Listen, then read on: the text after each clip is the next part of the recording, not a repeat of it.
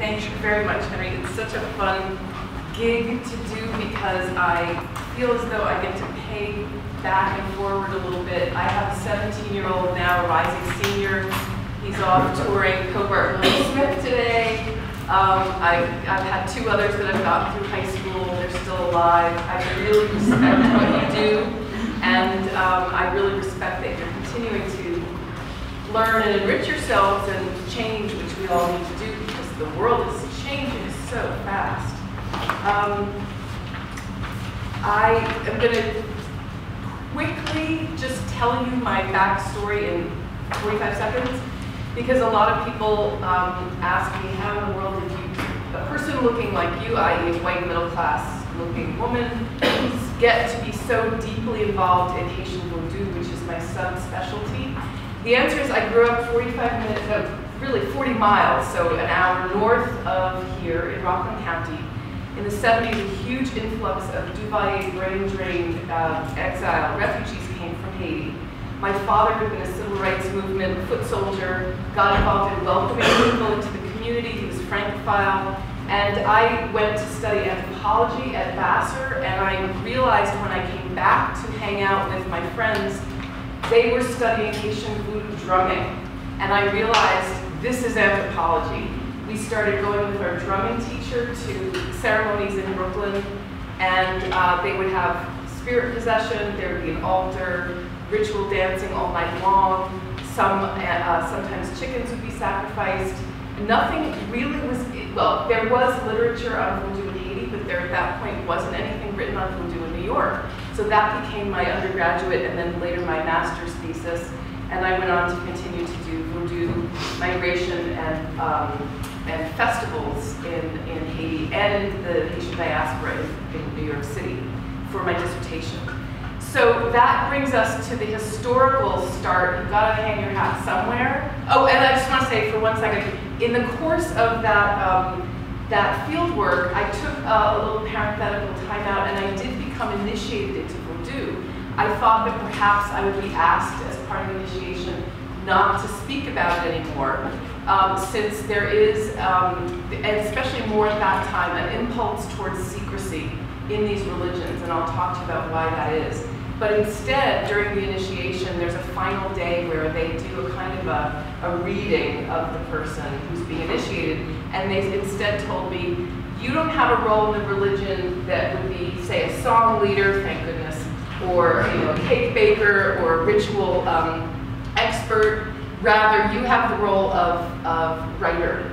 And the image was the church bell. So I'm supposed to be talking about the religion. So that was a very beautiful moment because I'd been prepared to put it down and not write any more about it in case that's what they told me. So I do have a role in a particular temple here in the Bronx, although our godfather died, so the temple has been disbanded, but that's exactly the temple you're going to see in the film today. So all of those people in the film are my godbrothers and godsisters, and the reigning priest, the elder, is my beautiful godfather, Papa Mano, who we all miss terribly, terribly much. So this gets us to the first history point, which is a weird point to give you, but the first marker I'm going to put up on the board is 1965, the Immigration Act.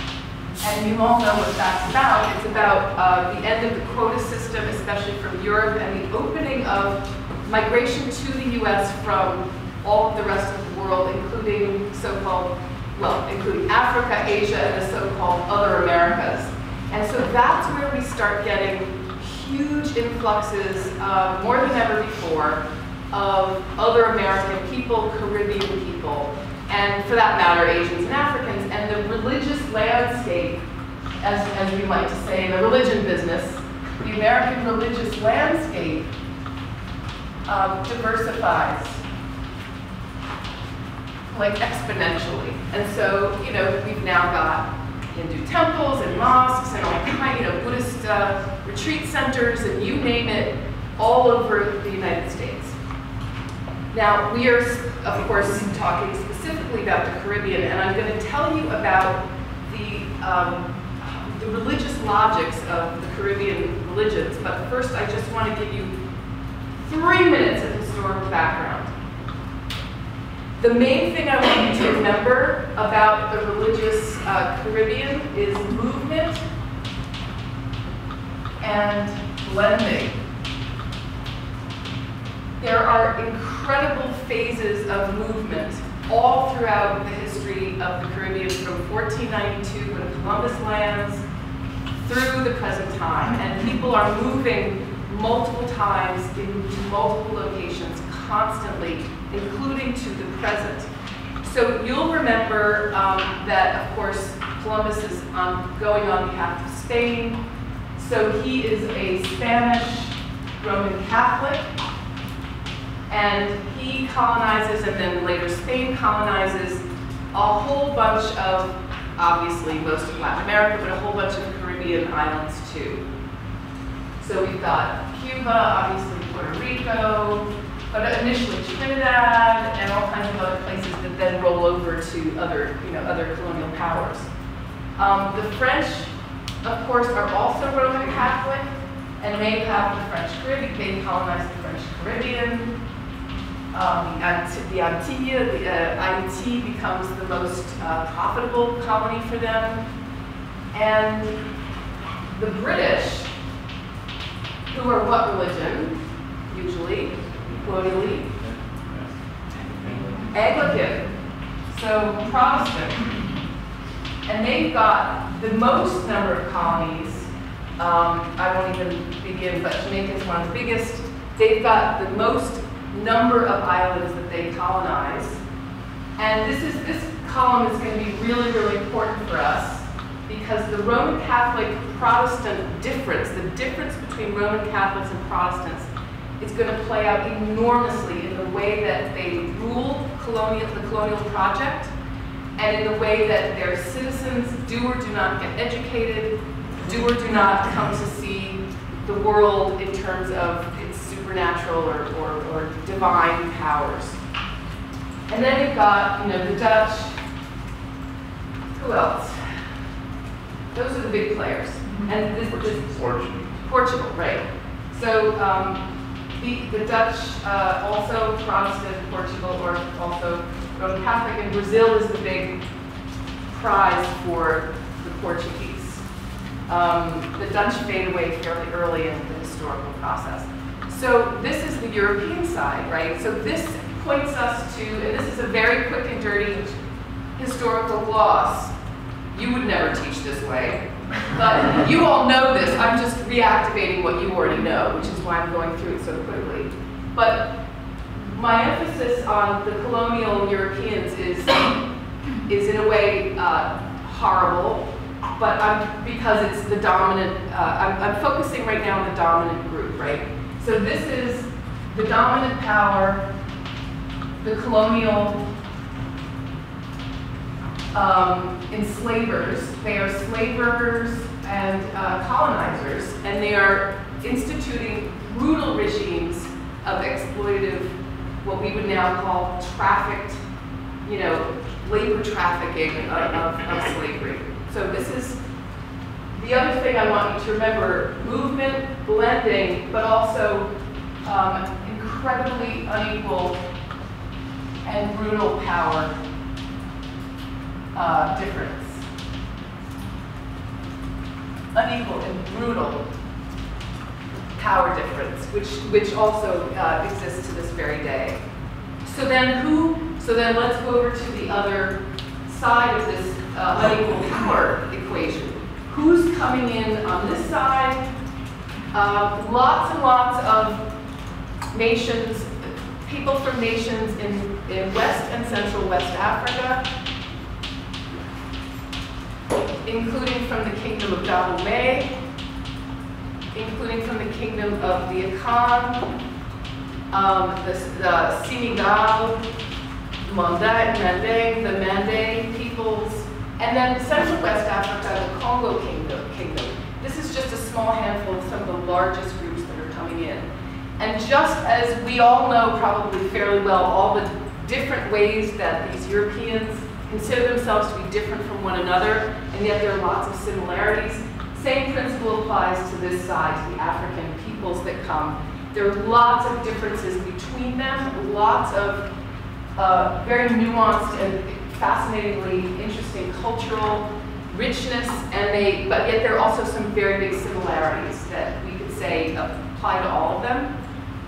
So they all get mushed together in this incredibly brutal situation of enslavement, and they're doing this in the Caribbean for our purposes in Latin America. So brilliantly, so in terms of movement, what I'm talking about here is the first crossing, right? What gets called the Middle Passage. People come over in horrible conditions on slave ships. Huge numbers don't make it. And later, though, in the islands, people are moved around a great deal in labor migrations, in trading slaves back and forth. And then when colonial powers shift and gain power, like Trinidad switches colonial hands multiple times. Different regime, people fall under different regimes, either by moving of the people, the workers, or the moving of the colonial power. So in the Caribbean, there's often a kind of a social archaeology. There are layers of social history that one can find, and often they get cataloged in the religions, because the religions are, for the most part, oral traditions.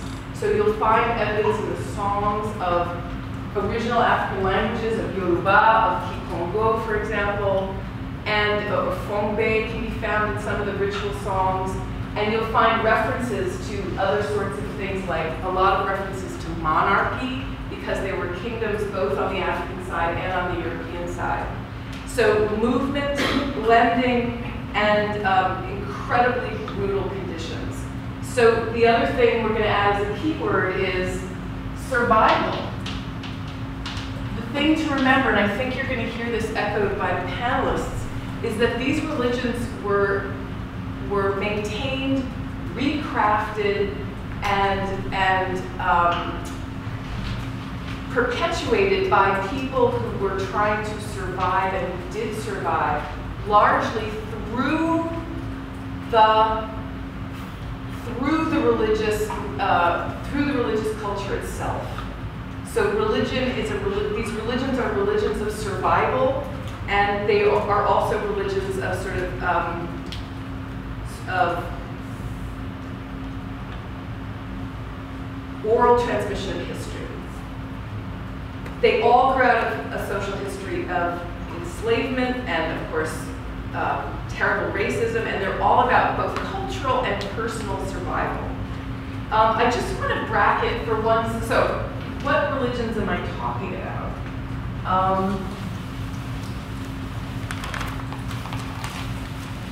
And then I'm going to zero in on just two of them, because those are the two I know best, and the two that you'll have representatives coming in later, at least two.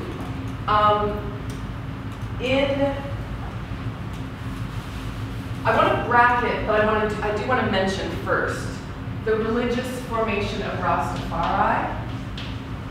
This starts in Jamaica in the 1930s. So it's relatively recent, but I think that if you're going to teach a unit on Afro-Caribbean religions, you might seriously want to include Rastafari. Why? Because Bob Marley made it world famous. And you know, the teenagers have the good sense and the good taste to still appreciate reggae, especially classic reggae. It still gets a lot of radio play. You can't do any better than to listen to classic reggae in my book. But the music of, let's say, Bob Marley and the Wailers is drawing on the worldview of Rastafari. He was called the reggae ambassador, but also the Rasta ambassador. And this is not like the other ones we're going to focus on, because this is coming out of the Protestant tradition. So it really Rastas really love to talk about the Bible. But for Rastafari, the Bible is written by and for Africans. And it was written by and for Africans, who are effectively the real Israelites, were black Africans. And in their narrative, King James, right, because they get handed the King James Version in colonialism, and to this day, King James himself rewrote the Bible to be a form of trickery, to trick the black African people into submission.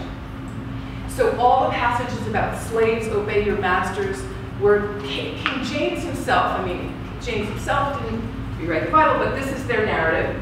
King James himself went in and perpetrated this trickery to continue to fool black African people.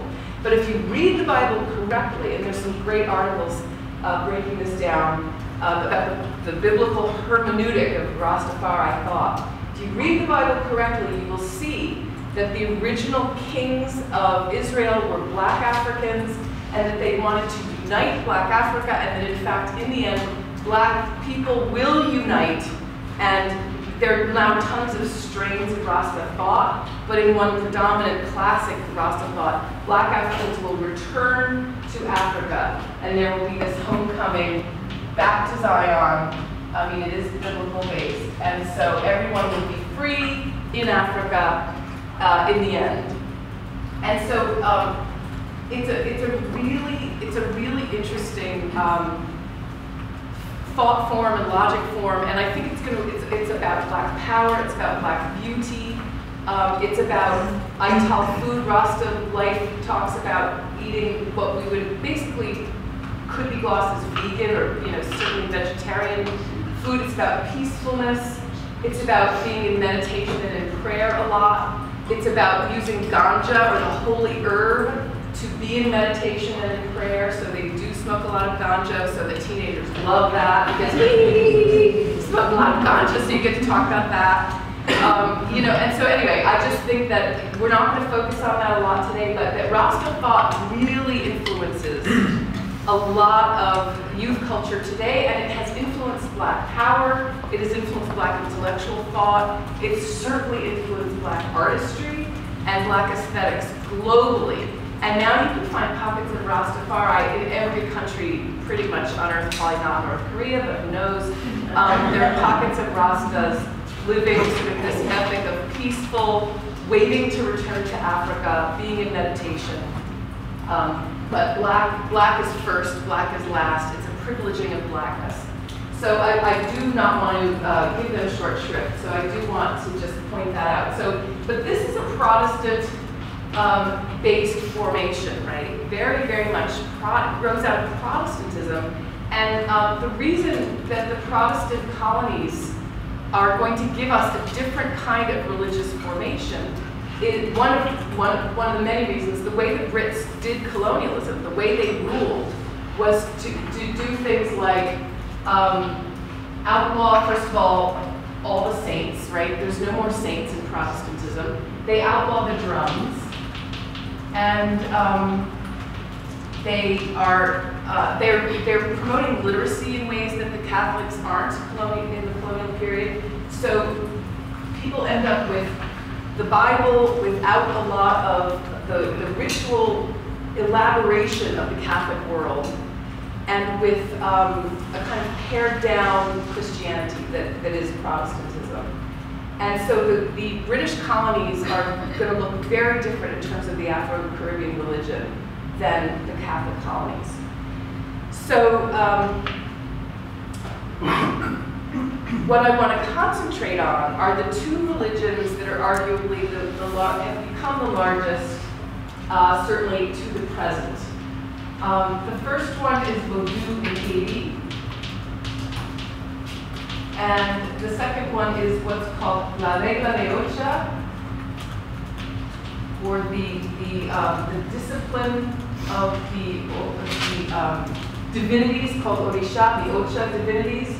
So the way of the Ocha or the Vodou. These are both terms that are outsider terms, actually. People in the religions probably aren't going to bring these up first. In fact, in Haiti, people are much more likely to say they serve the spirits, or yes, they have spirits in their family. And people in the Spanish-speaking and beyond Ocha religion may say that they're lukumi, which is a gloss for friend in Yoruba. So these are outsider terms or second-order terms, but they're helpful for our purposes. Ocha is definitely a Yoruba religion. That means it comes out of what was Yoruba land, which is now Nigeria and Ghana. And it is carried by Yoruba folk, and then they gained dominance, so they spread it even wider to other people from other ethnicities in Cuba. And then it goes to Puerto Rico, and now it's in Honduras and all over the Latin American world, and a lot in New York City. South Carolina, there's a village of people who are Yoruba descendants. So the Yoruba, West African Yoruba religion and culture is preserved quite remarkably also in Brazil. So Brazil, Cuba, Puerto Rico, and very, very much gains dominance. People have written about how it itself spreads itself and starts to encompass some of the other ethnic groups, religions, and draws people in from the other groups in the colonial period and beyond. So it develops in Spanish, so it's, to be crass about it, a Spanish and Yoruba blending. Right? And it moves from Nigeria, Ghana region, Yoruba land, into the colonies, throughout the islands, into the United States, constantly on the move. And now there's a very fascinating trend of people who are initiated into Yoruba-based religion that's from in the Spanish lineages, going so-called back to Nigeria or Ghana to go directly to the source in their view. And so now there's a re-Africanization possible through jet travel, right? That's only also possible since the 1960s. So again, the religions are blending, but also changing and constantly shifting. And then Vodou in Haiti, historically it's probably from the kingdom of Dahomey, and it's probably also from the Congo. So there are actually two branches in both of these religions. One is much more Congo than the other. So Haiti also has this very similar history, and of course it ends up being under the control of the French, and so its language is primarily Haitian Creole, not Yoruba, not Fon. But etymologists have found Fon words in Vodou prayers. So let me get to the kind of pith of these religions, the religious worldview. And this is up for debate. So the panelists who come in later, and I want to acknowledge Baba Tony, who's come in and is sitting beautifully in the back room. Baba Tony has the right to rule me out of order at any time and correct me, hopefully politely and hopefully in a little while. Anything I say could be subject to his, to his argumentation, and he may, because A, I might be wrong, which is probably the case, but B, there are many, many differences in the way people practice. Remember I said these religions are oral traditions. So it's not like the Pope and the Vatican issue, they promulgate religious law and say, like, this is how it is now, this is how we're doing it now. And then every good Catholic is supposed to line up, right? Supposed to line up. And do they? And they don't, but supposed to is what I said. So, right, but these religions are not that way. They are polycephalous. Ooh, good sociological term. And I'm probably spelling it wrong, but polycephalous, they're multi-headed. So they are inherited traditions. So you are supposed to follow what your godfather, your godmother tells you to do. And if that's different from the house, the temple, 3 doors down, 3 lanes down, then that's nobody's problem. It's you follow what you are told to do by your ritual elders, by your own spirits. So let me tell you about the common features. And I'm going to start with a quote from André Pierre, who's a Voodoo priest and a painter. And I love this quote because it gets to just so much of the spirit of Vodou, at least, and arguably of Orisha or Ocha religion also. He said, quote, The world is created by magic. The first magician is God, who created people with his own hands from the dust of the earth. People originated by magic in all countries of the world. No one lives of the flesh.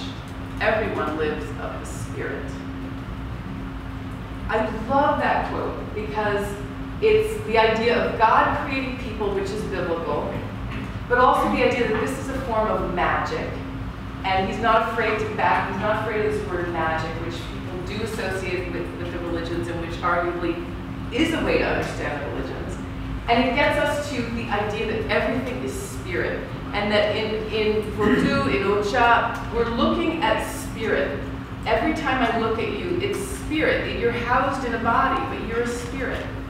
And really every creature, every rock, every herb, every flower, every stream, every lake, the ocean, is all spirit by the same token. And this is the secret of these religions, is that there is spirit in every little living thing, and that people who are very tuned into the spirit can actually work with the spirit in these things. Can work with the spirit, and the ultimate goal, and this is, again, a little bit of a gloss of me, an outsider, but the ultimate goal, I think, of all of these religions is to line up a person within a family, within the spiritual lineage, in the proper way for that person, for that family, and for that lineage. So there is no, it is not one size fits all tradition. In these traditions, I'm getting a little ahead of myself, but there's radical acceptance. So you see the drunk guy in the corner you passed last night? That guy is perhaps a child of Eleguá who is the trickster. And he hangs out on the corner. He hangs out in the crossroads, commenting on life. And he may well be, subtract the alcoholism, because I don't think the Orisha want people to be alcoholics, but he may well be in his road, in his path. He may well be born into a path where he's supposed to be a sort of trickster commentator, and the one who kind of sees the world upside down and can make a commentary. So, and then, you know, then there's the austere scholar, who may be a child of Obatala, who's in their road when they're studying, when they're teaching, when they're helping a younger person. The trickster is not a worse person, is not the worst sinner, because he's drunk on the corner saying, "Hey, you look like George Bush when you walk by." You know, look, he's not a sinner. He's actually in his road, right? So the religions are fascinating in that they are about the person, the family, the community, the lineage being in its proper place, being in balance. So balance is, if you will, the end goal. It's not necessarily salvation in Christ, which is the other tradition I know best. For Christianity, we could argue that the kind of end goal for Christians is salvation in Christ, whatever that means and however that may break down.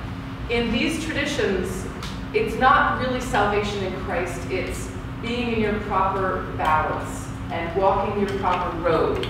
And the Orisha are helpers in this process, to say the least. They are, so the Orisha, what are the Orisha? In Vodou and in Ocha, and in, for that matter, Candomblé in Brazil and all the other traditions that, that existed in the Afro-Caribbean, there are for lack of a better word, a pantheon of divinities or of divine forces or of spiritual forces.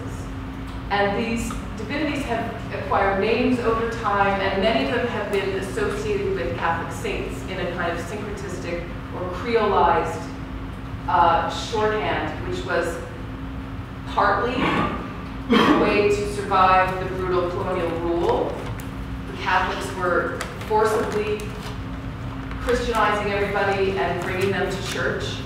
And partly, some argue, a revelation. So people would be brought to church in front of Our Lady, one of the appellations of Our Lady, and they would see all of a sudden, oh, that's the Orisha Oshun, that's Yemaya, Or when I see St. Lazarus, I'm seeing Elegua, the guy in the crossroads on the cane who's tricking, being the trickster.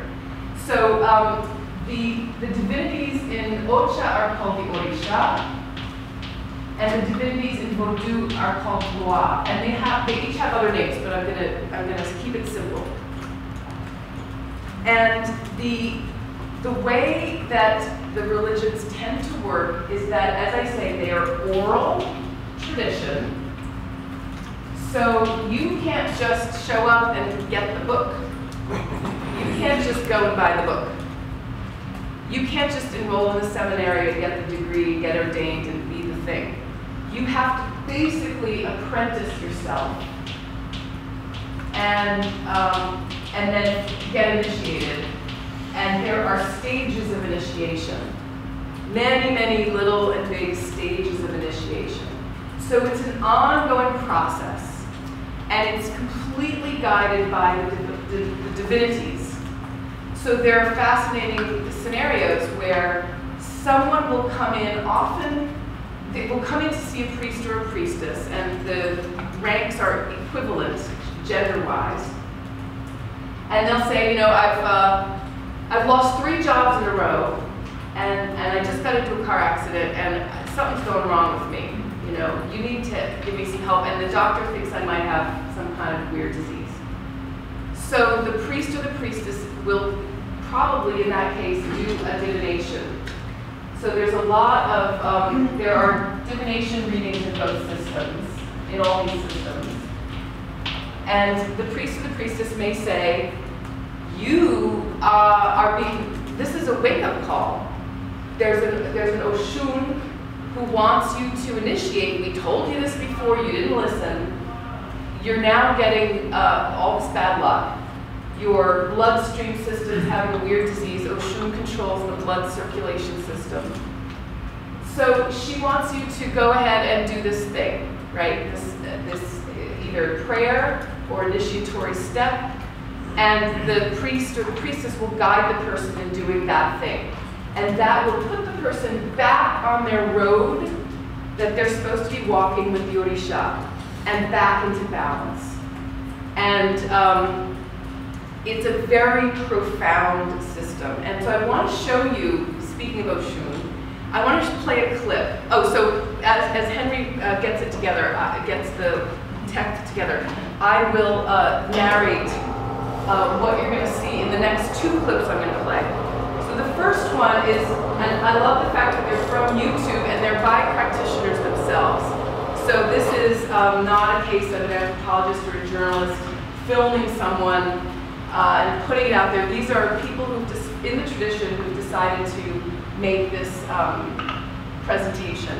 And this clip is I don't know the backstory, because I, to be honest, just found it on YouTube, the last couple weeks. I'm going to put it up to the car coming. Hold on a second. This is clearly a young person who has gone through this process of divination with a priest and has been told you have to make an ebo, which we could term sacrifice or offering. You have to make an ebo for Oshun. Now, Oshun is a goddess figure. She's a female divinity. She has many sub-personas. There are many roads of Oshun. She tends to be the owner, as they say, of sweet water, so lakes, rivers, streams, as opposed to the ocean. And she likes oranges. She likes honey. She likes the colors, yellow, gold. And she controls the circulatory system, nice parallel with streams, right? Streams and rivers. So what you're going to see is a young person being brought to the river to do an offering for Oshun. And you're going to see them offering oranges with honey. And you're going to see in the second part you're going to see them doing prayers in Yoruba language, which is remarkable because they're Spanish-speaking people. Is this in I am not positive. Baba Tony will hear the Spanish and he'll tell us if he can get the the accent. It's somewhere, I would say Puerto Rico, but I'm not sure. It looks like Puerto Rico. And then you're going to see that they're going to touch various points of his body with a chicken, a red hen. They're also going to decapitate off camera the red hen, and they're going to pour some of the blood in the stream. There's a moment where they're going to show you the red hen without the head. It's a little tiny bit disgusting if you've never seen a chicken decapitated before, which honestly, you've probably eaten chicken, so time to see it. But just to warn you in case you're super squeamish. So let's see this clip, and it's going to give you, it's going to bring it alive in a way that I could never do just through my words. And hopefully the sound will also work. Okay, so they're going to pull up.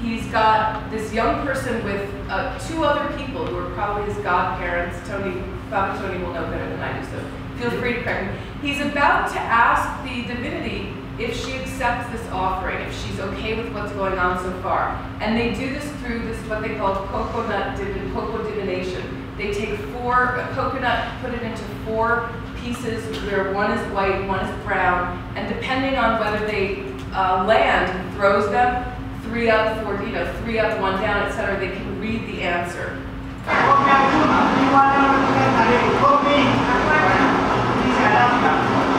alafia, health, alafia, good, this is good, right? Because it landed mostly up or all up. Now comes the part with the red.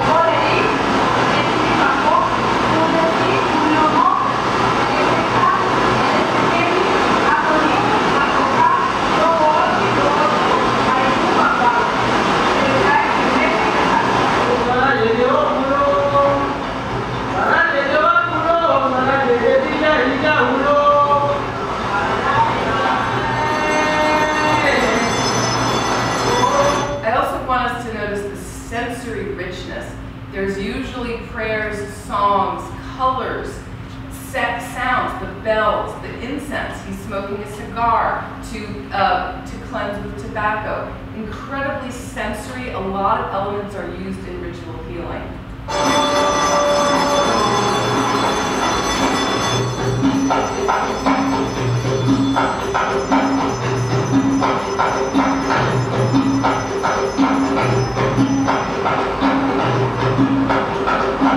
So that's the basic, very, very quick and dirty idea of what a ritual healing might look like, or a ritual service in a way, which is serving. I don't know what this young person had going on, but it's serving probably some very definite thing.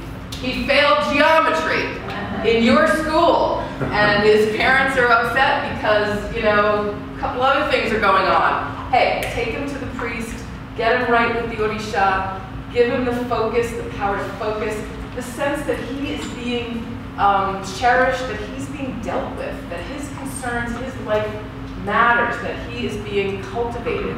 It's incredibly profound in my experience, witnessing some of these rituals. And he's going to go back, he's going to pass geometry, I guarantee you. And, you know, everyone will have put things right? Until the next time it goes off balance, because life is balance and imbalance. Now, you're getting a lot of stuff viscerally that I may not have said, that I may not have thought to say, so you can ask questions or we can have a discussion in a minute. But I also want to show you a clip from the Vodou side, and you're certainly going to see more of that in a minute with later with the the film. But what I just showed you in Ocha is a very small, very intimate healing ritual. What I'm about to show you now in Vodou is a temple ceremony, a ceremony that a Vodou house has put together. They've planned it for many, many months in advance, and this particular ceremony is an initiation ceremony. So you're going to see the entire congregation getting together for ritual. And full-out ritual in any of these traditions is like getting a front row seat to a world-class theater show in New York City. The musicianship is world-class. There is drumming, there is singing, and there is dance. And these three things always go together in a trifecta, in a trinity. If you'll notice, even in the US, which was Protestant, so a lot of the drumming and dance was outlawed. But dance, song, and drums, rhythm, all go together. And theoretically, you don't have one without the other, or rather, each one has the other. People may not do them all together. But every rhythm has a dance, we know this, and every dance has a song. So in this clip you're about to see, it's full-out ritual. Every spirit has their own rhythm that they respond to, that calls them. Every rhythm has its dance, and every spirit has at least 3 songs, many more really. And what they're doing in ritual, in any of these religions, is they're saluting the spirits, they're calling or invoking these divinities. And in many of the rituals, one of the object is to balance everyone, right? But the method through which that happens, and the other object is that the spirit or the divinity will come into the room, into a medium, and the medium will dance as the spirit. So people in Ocha, in the Cuban and Puerto Rican traditions, only usually get initiated to receive one spirit. But in Vodou, you could receive several. And usually the spirits are inherited. So you may find, as a practitioner, that at a certain age you start getting possessed by the spirit who the older family members will tell you your great-grandmother used to get, and they haven't seen that spirit since, and they are so happy to see that spirit now. And the spirit will come down and possess people, and the spirit will either talk or not talk, depending on who they are. They'll either dance or not dance. They'll have a kind of persona, and typically what they will do is they will administer blessings, we could call them. They will blow tobacco smoke on someone. Sometimes they will talk to people in Spanish or in English or in Yoruba or in a kind of glossolalia. Sometimes they'll dance for the assembly. Sometimes they'll eat the food that's been cooked for them and that is on the altar. Sometimes they're in Haiti, they'll do ritual begging, which is hilarious. They'll be like, give me $2, and you have to like fish for your $2, and then they sit on the floor, they've got all their money, and then they may dole it out. They may give the money to the trickster on the corner who's drunk, and you're like, oh my God, I gave the money to the guy drunk on the corner. Well, the guy drunk on the corner's actually been watching out for all the women in the neighborhood who walk home at night. Okay? So the spirit knows that, and he's going to give the guy a little something. So there's all this economy that's going on. So switching gears to the Vodou part, this is, oh, wait a minute. This isn't the one that I have wanted. Let me just make sure I've got the right clip.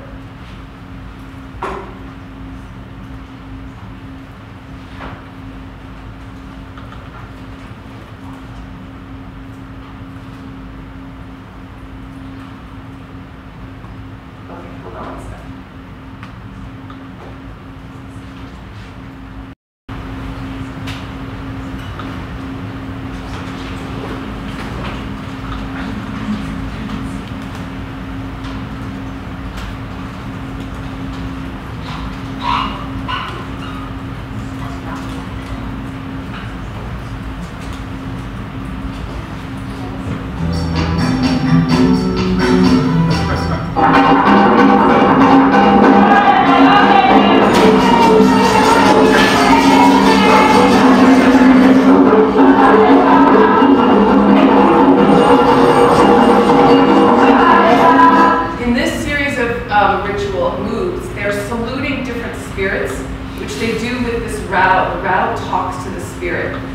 these are core initiates who are doing movements in unison, and the movements together indicate to the spirit that they're being invoked.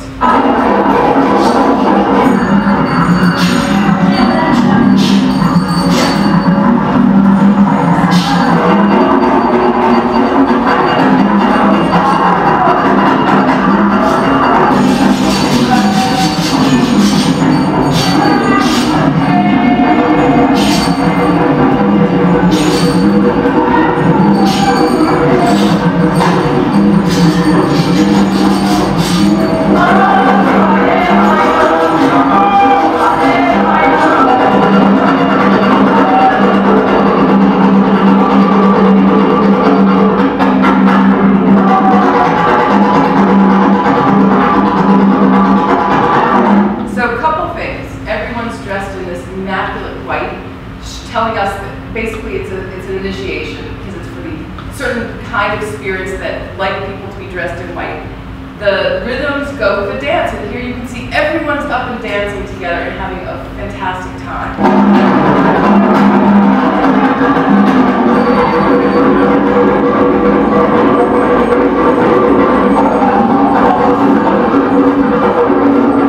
Now the people wearing the straw hats are the new initiates, and they're being brought out for the first time into the public since they've been actually secluded for about 7 days, being sort of mystically, ritually treated, bathed, prayed over, etc.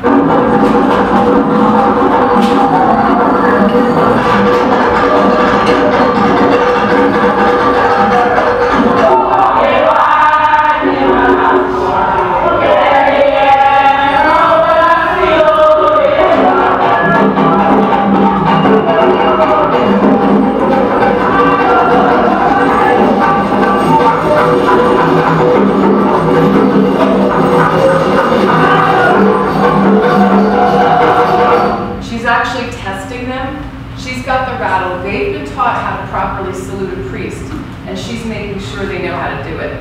So all the people in the straw hats are getting like, it's like a dictate. It's like, open your notebook, see if you can spell this.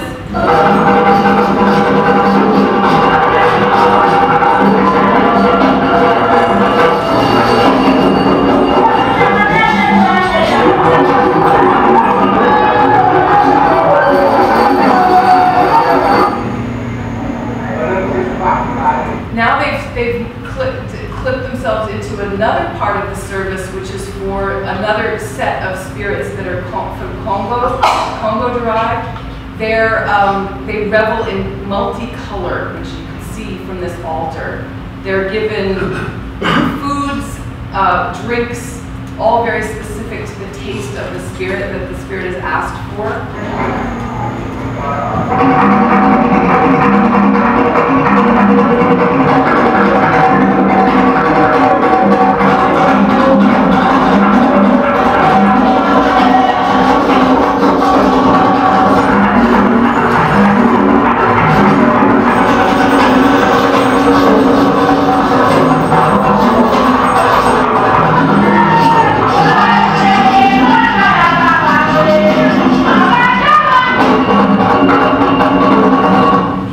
Not possessed yet, but he's gearing up, or he's invoking the spirit of iron, called Ogun, who is a long, really an ancient West African spiritual principle of ironsmithing, who now is in Haiti very much the spirit of people who are in the military. So he's about military discipline, about going to war, and his signature prop, if you will, or accessory is a machete or sometimes a sword.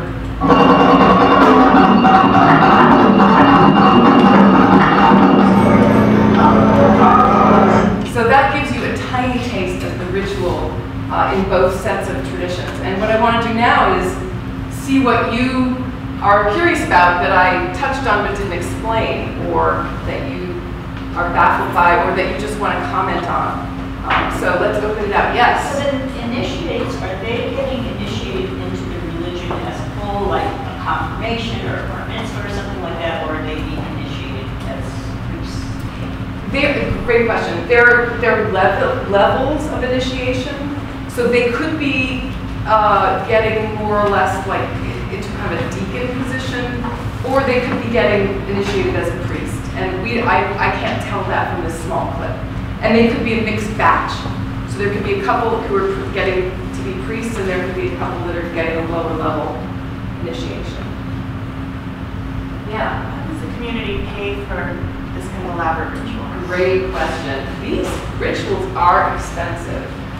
And typically, this initiation, for example, each initiate would have put in an amount of money that would cover all the costs of clothing, the food, paying the drummers, the alcohol, and they probably saved up for it for a long time. Every once in a while, or not every once in a while, it can also be the case that a healing ritual has to be done, and it has to be done quickly on an emergency basis. In Haiti, they do it by what they call la main forte, which literally means the strong hand, and it means the community gets together and gives what they can. So like, I got a bottle of rum at home, I'll bring it, I'll wash some people's dresses for them, we'll just, like a community barn raising. So it can vary, but often people save up for the important rituals for a long time, yeah. So are you born into the religion, or is there a sort of baptismal thing? Is when this initiation was for priests or lower levels, or they decide when they're of age? Great question.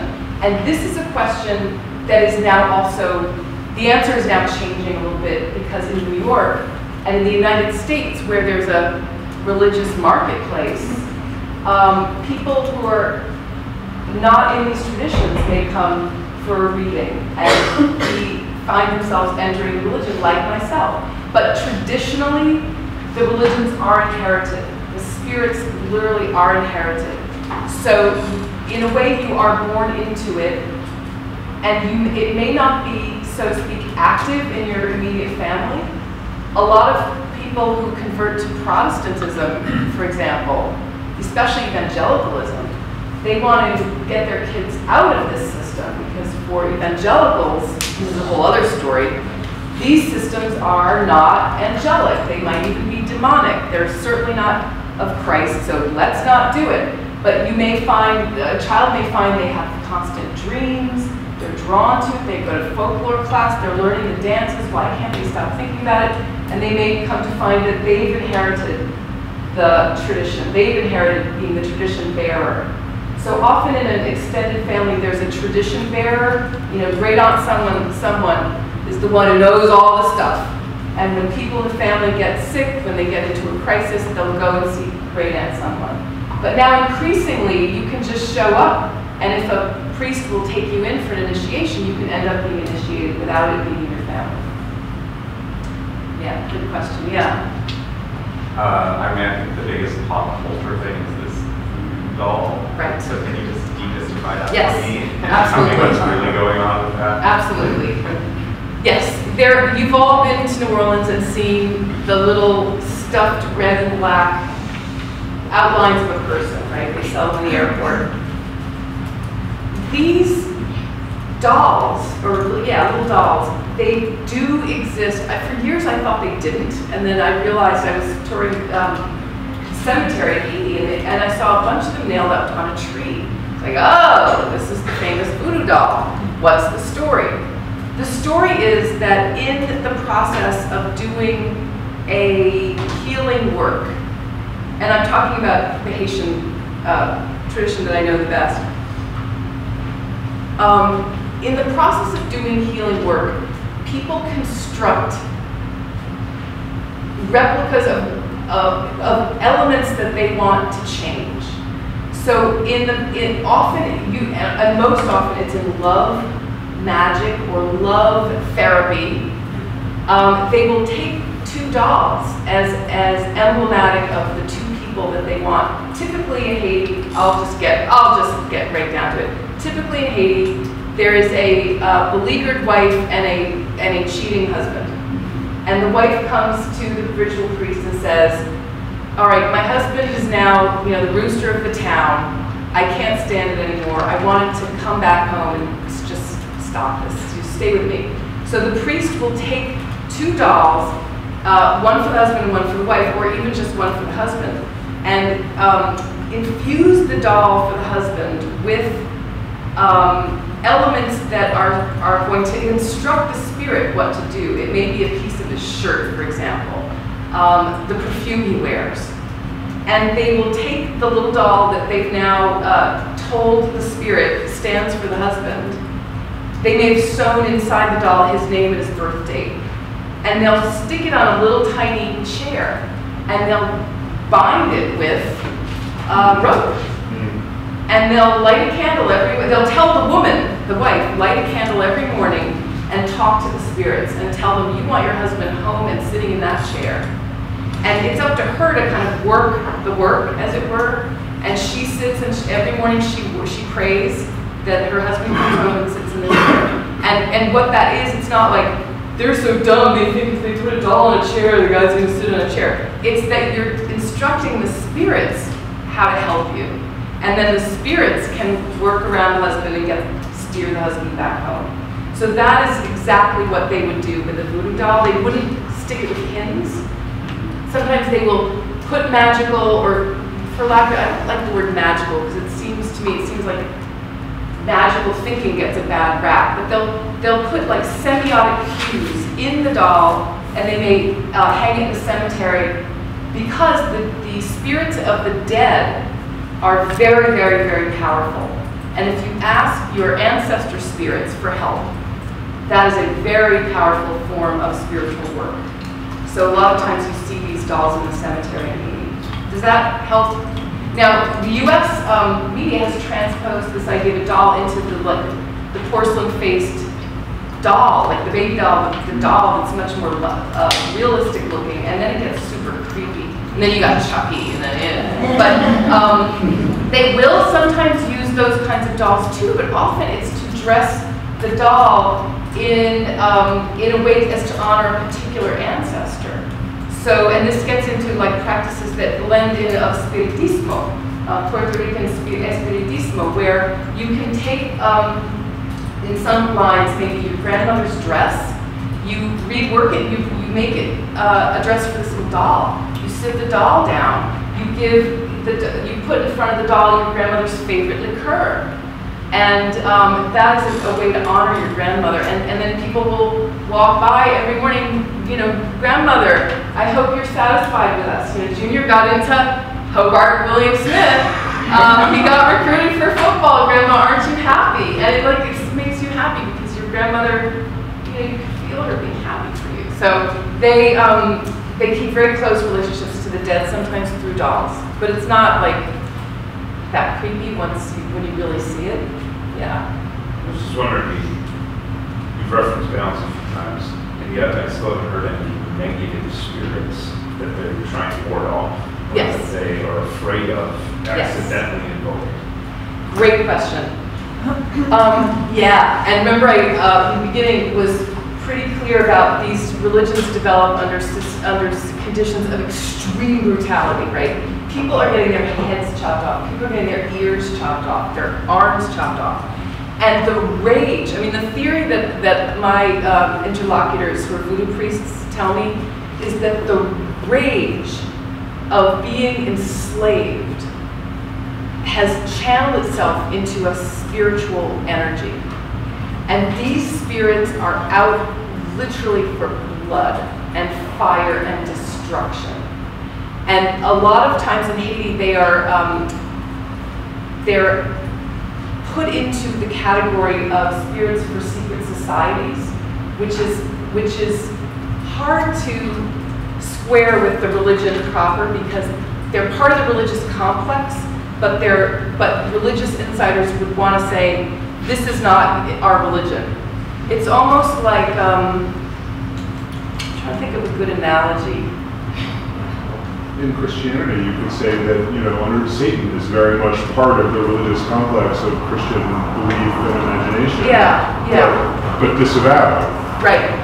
So it's like the few people that actually go in for Satan, or talk about Satan a lot. Although the problem with that analogy, from what I know of these traditions, which is a fraction of what you do, but of the major spirits in the pantheon, none are considered inherently morally good or evil, right? Yes, so there might be these smaller spirits expressing that rage of slavery and colonialism, and then that rage can be channeled in destructive ways. But of the major Loa or Orisha, they're all morally complicated and can be used for good or ill, or for balance or imbalance. Yes. There is a kind of a moral neutrality principle. So people will not really talk about essential good or essential evil in these traditions. They will talk about, look, you've got a machete, you can either slice someone's head open with it, or you can cut down the tree that's going to fall on your house, or you can plant a seed. You can put your machete in the ground, make a hole so you can plant a seed. The machete is not inherently evil or destructive, it's how you use it. But on the other hand, you can't deny the machete is a sharp thing, right? So I would argue that there are spiritual forces that are aggressive, and that there is a way in which people do defensive spiritual work. So that, and I did interview last year in Haiti a series of people who admit to doing aggressive spiritual work. And usually I found that it has to do with ideas of justice. So for example, my brother-in-law is trying to steal half our family land. And he's gone to the judge and he's gotten papers signed and they're illegal, and this is really pissing me off. I am going to set up some spiritual barriers such that if he starts planting on that land, this rageful spirit that I have on my uncle's side from the slave times, that rageful spirit is going to go and zap my brother-in-law. That is a very real scenario.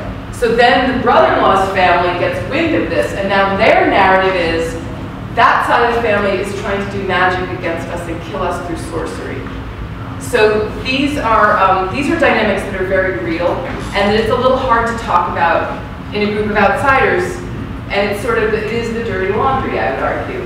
But in Haiti, it's very real, and I think that the more the country spirals down into poverty and into political chaos, the more things disintegrate, and the more people are likely to perceive that they're being attacked, and these kind of sorcery narratives do bubble up.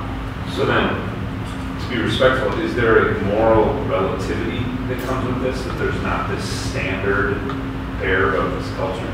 I think that it is true that there is no sense of absolute good and absolute evil. Okay. Yeah. And it's amoral in the sense that they see that everyone can be capable of creation and destruction. And many people, many things, many principles. A fire can heat your food or could burn down your house. And so really they're concerned with context in a very sophisticated way, both practically and spiritually, if that makes sense. Yeah, yeah.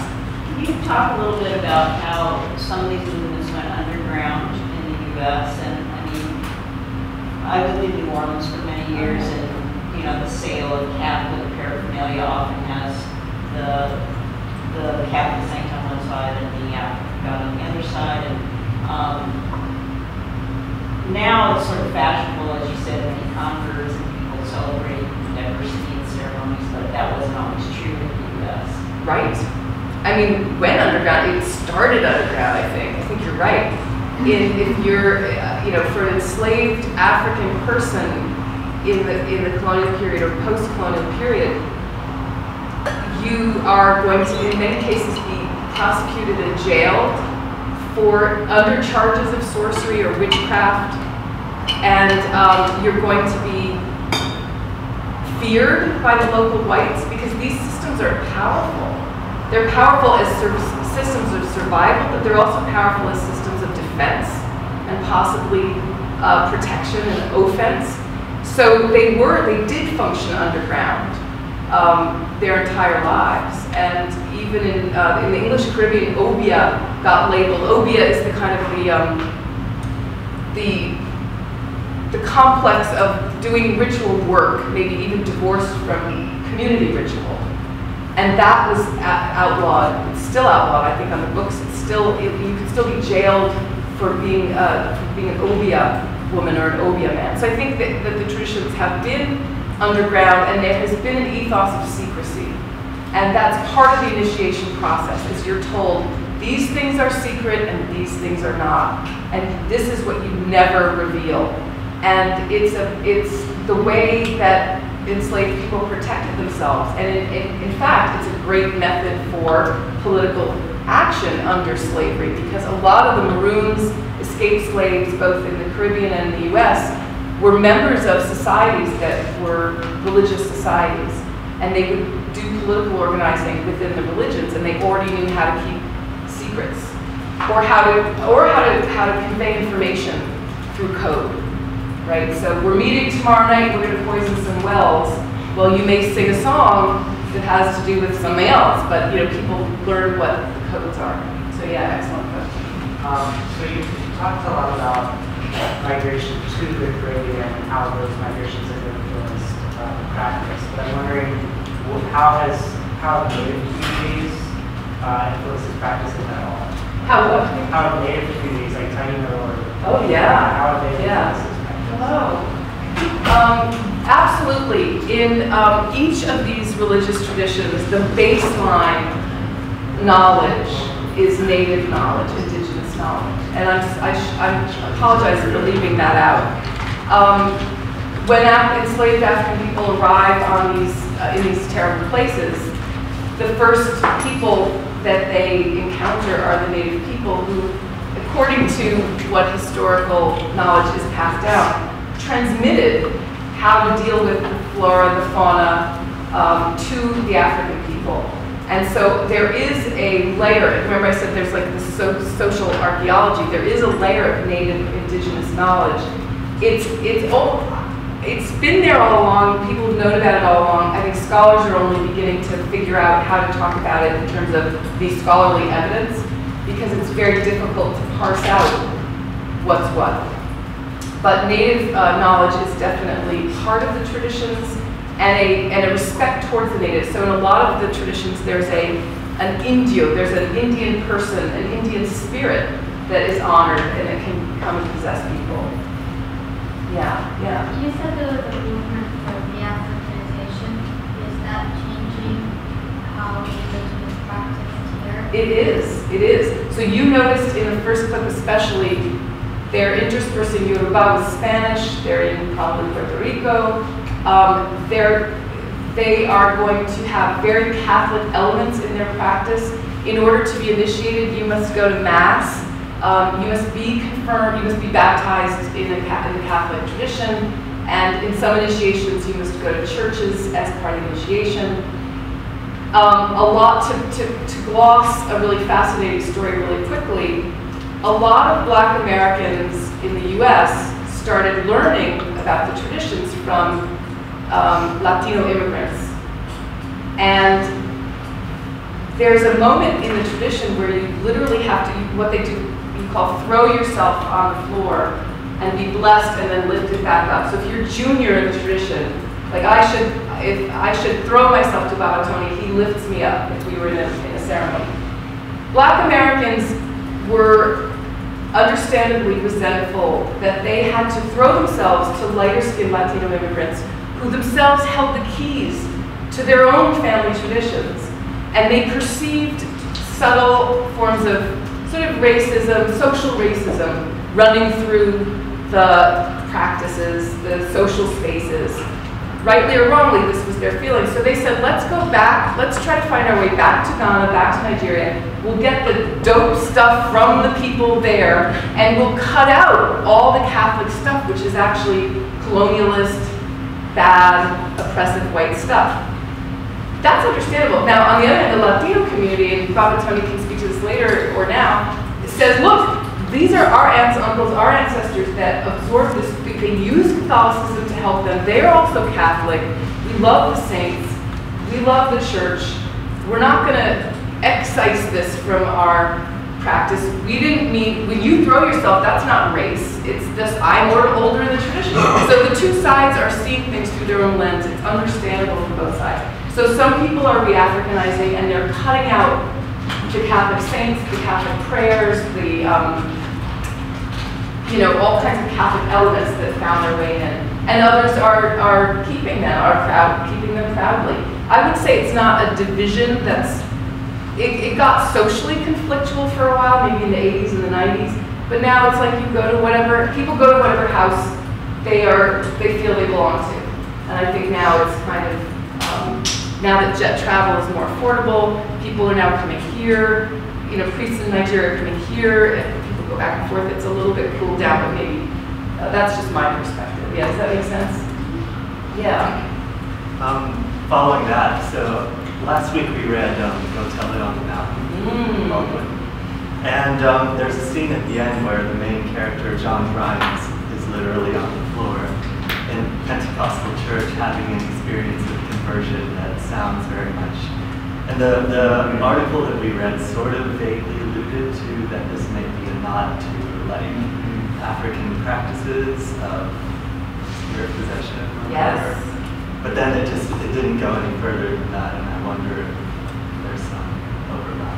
Absolutely. People will argue, if you look at the Azusa Street revival where Pentecostalism begins, it's Pastor Seymour, who's an African American, who presides over this revival, and people are slain in the spirit.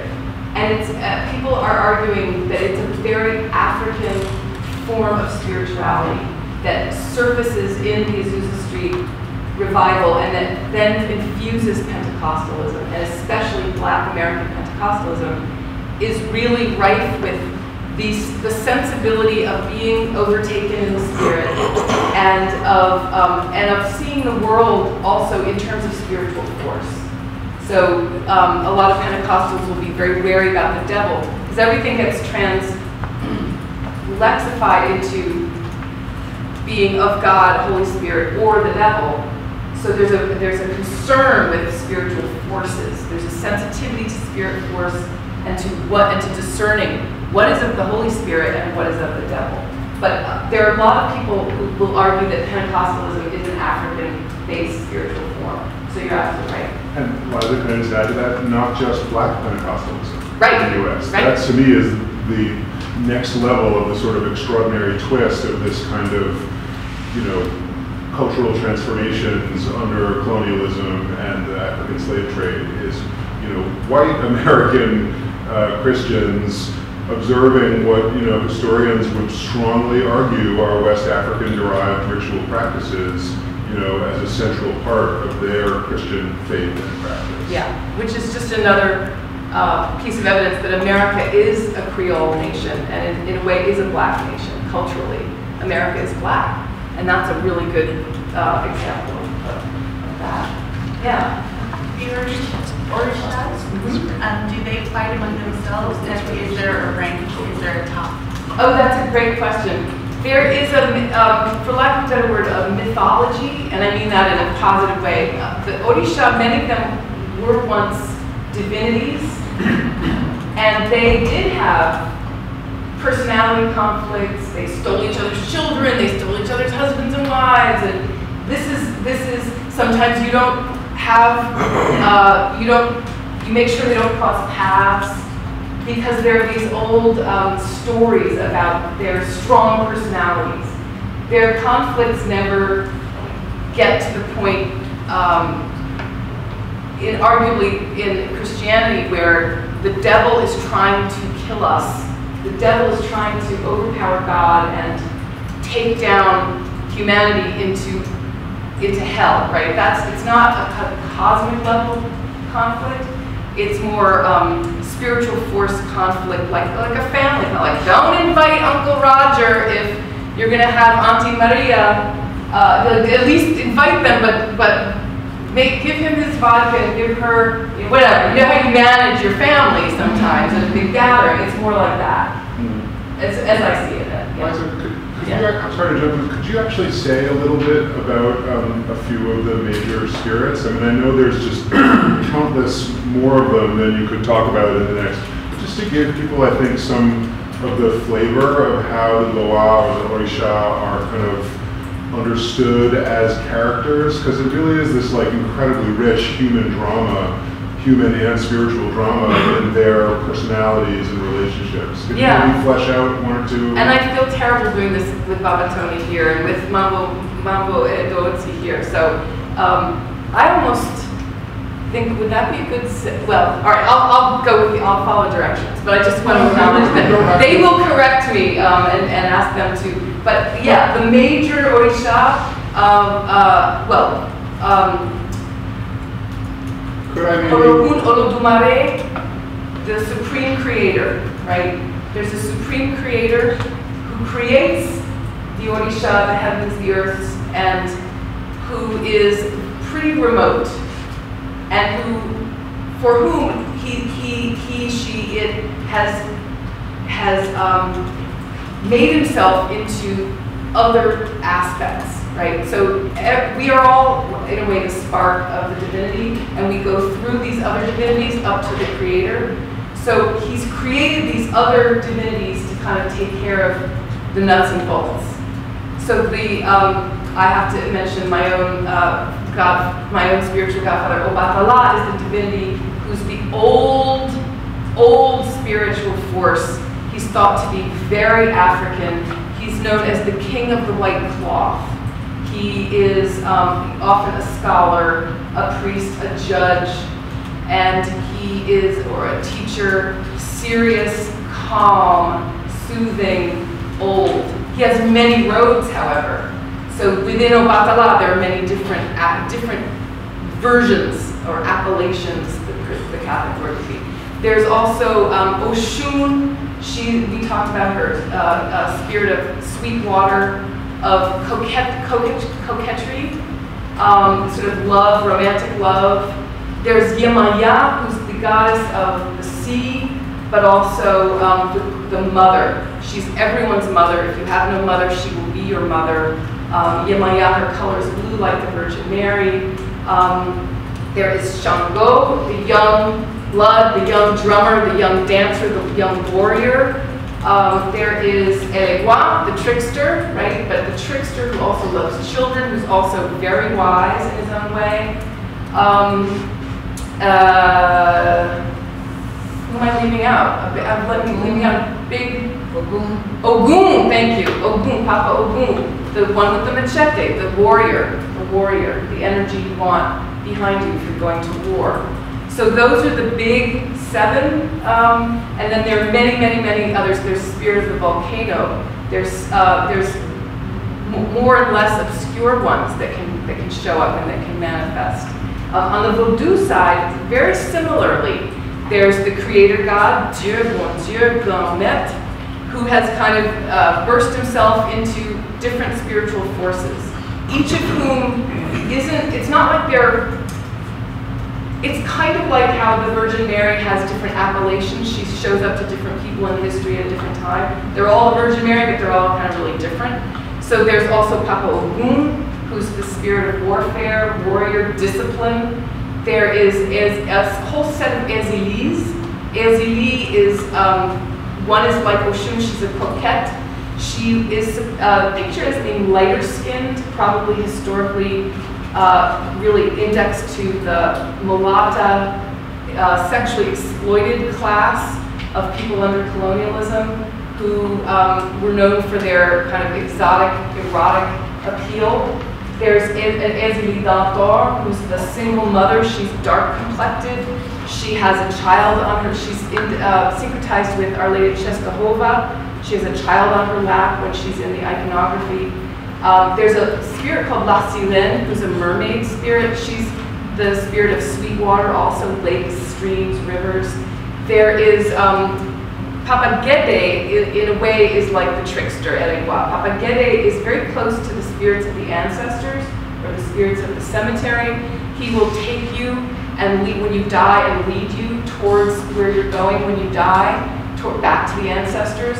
So Papa Gede he sees through the kind of illusion of life and death, and he's a huge trickster. And he'll get into a ceremony if people are possessed by him, and he'll immediately say the most socially inappropriate thing, and he'll immediately, jokingly, lovingly make fun of the most high-ranking person there. I once brought my Yale dissertation advisor to a voodoo ceremony, and this is Robert Ferris Thompson, who came to the house you're going to see later in the clip, and sat, you know, so everyone's sitting down, and Papa Gede comes into the head of my godfather. Mimi. And Papa Gede immediately goes up to Professor Robert Ferris Thompson, who's like this older white gentleman from Texas. And he's like, "Oh, you're a doctor?" To Dr. Thompson. "Oh, I have something wrong with my zozo, with my penis. Like, can you cure me?" And I'm just thinking, oh my goodness. So he'll immediately invert the order and just be outrageous. And everyone around them was just hooting, and thank goodness Dr. Thompson thought that was pretty funny too. But that's the kind of thing he'll do. You know, if Queen Elizabeth came in the room and we had Papa Gede here, it would be, you know, all hell would break loose. But in a funny way, he basically shows we're all human. You know, I'm not going to care that you're a Yale professor, because if you say you're a doctor, you better be able to cure me. And so there's Papa Gede, and there are just there's Papa Loco, who controls or is the kind of patron of the initiation process. There's Mambo Aizan, who's derived from the palm tree historically, and who's the spirit of market women.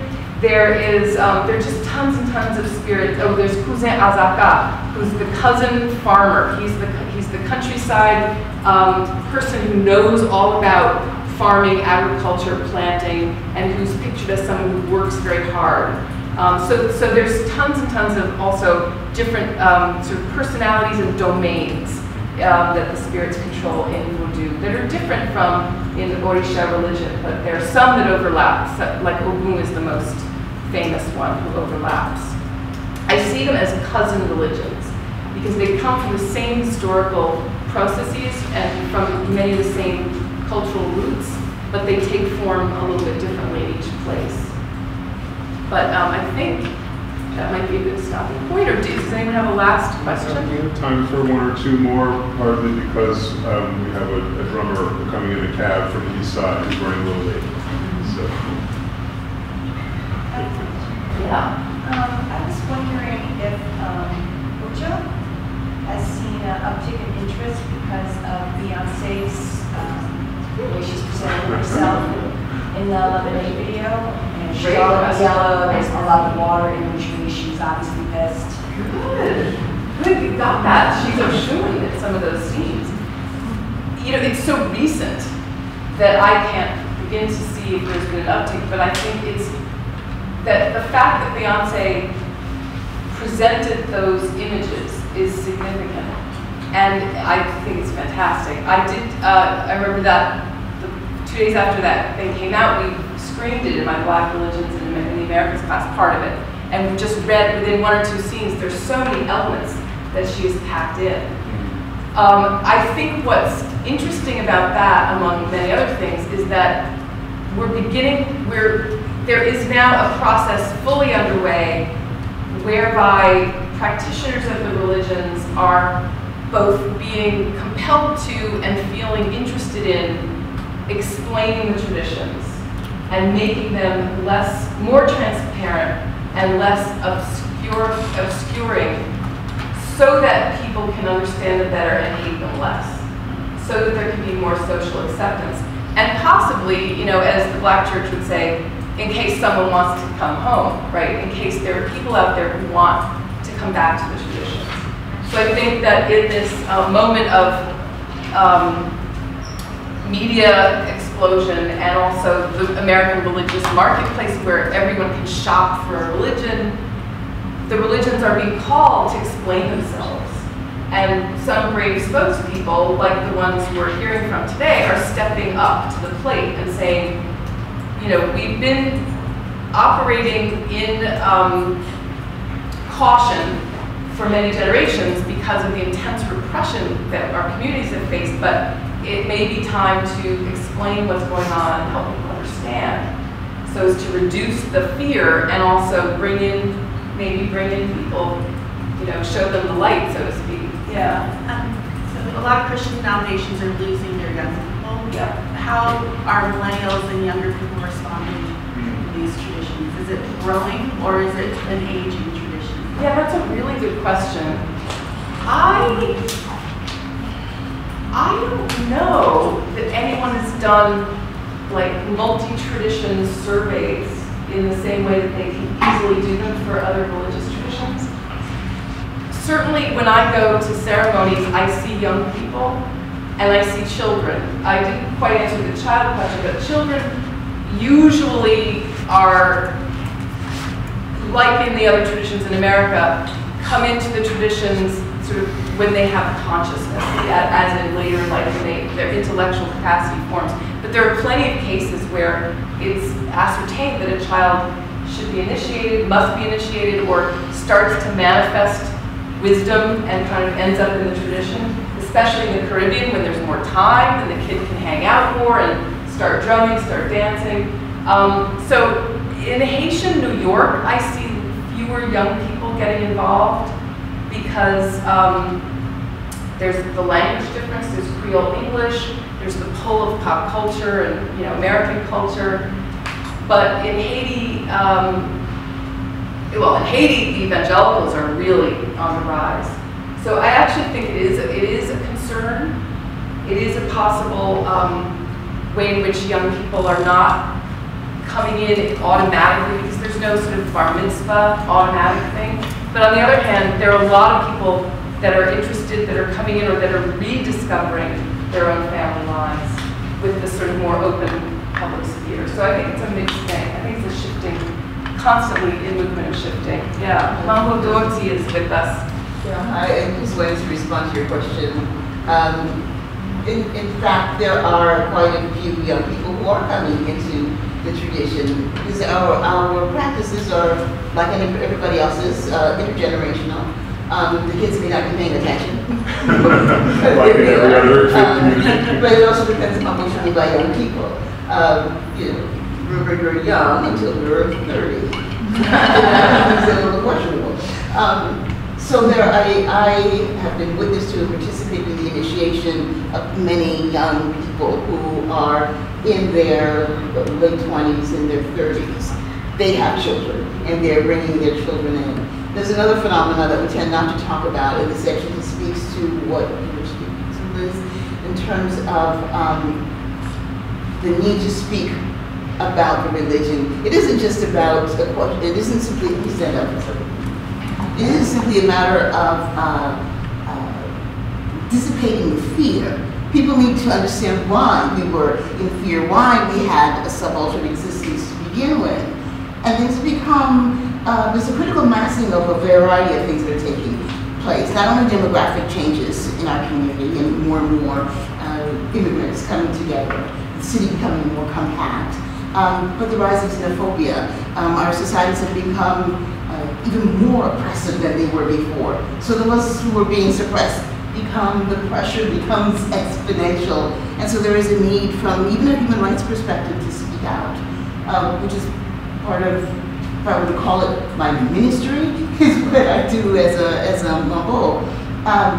And relative to that, I have been witness to a number of young people who have been incarcerated because of the prison-industrial complex, who are getting incarcerated, and the same way African Americans were finding Islam in prison, I'm seeing more people finding the Rukumin, Zakaria, and even Voodoo by way of the prison-industrial complex. So that's another phenomena that is taking place that is not documented.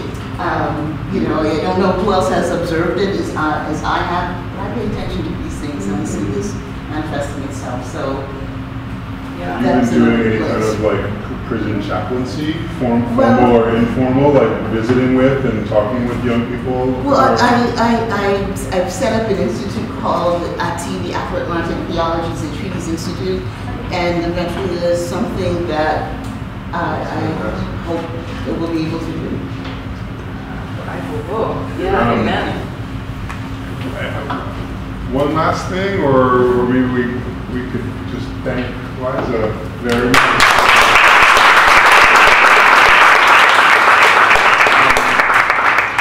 Thank you, Liza. All right. This has been just a pleasure. And thank you, Mambo Dorothy.